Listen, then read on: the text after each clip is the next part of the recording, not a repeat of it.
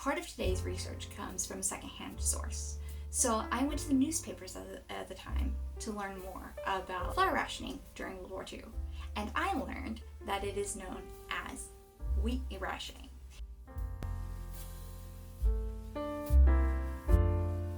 Hi there, beautiful YouTube. Welcome back to Vintagely Yours.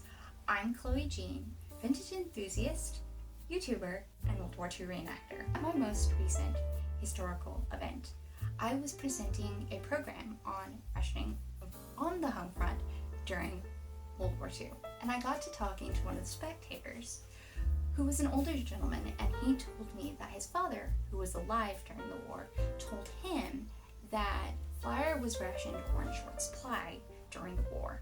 He was an older gentleman, so I didn't quite catch exactly what he was saying, but this conversation piqued my interest. When I did my initial research for my program, I didn't do flour for some odd reason. So I want to thank this gentleman for bringing this area of history to my attention, and it is the direct catalyst for our video today. So that all being said, let's get stuck into our video. As I mentioned in our intro, part of today's research comes from a secondhand source. So I went to the newspapers at the time to learn more about flour rationing during World War II, and I learned that it is known as wheat rationing. And the only place in the American sphere of influence to have wheat rationing is actually the US Virgin Islands. Now, I feel like I should be doing a lot more research on the 1940s Virgin Islands because they keep cropping up in my research.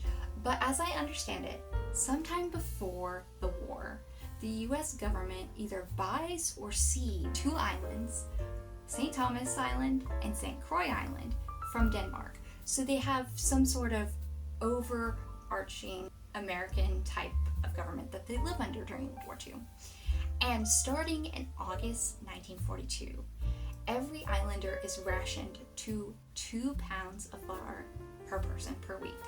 Now, in December 1942, cornmeal is added to the list of rationed goods in the Virgin Islands. However, when cornmeal is added, wheat rationing is suspended for a time.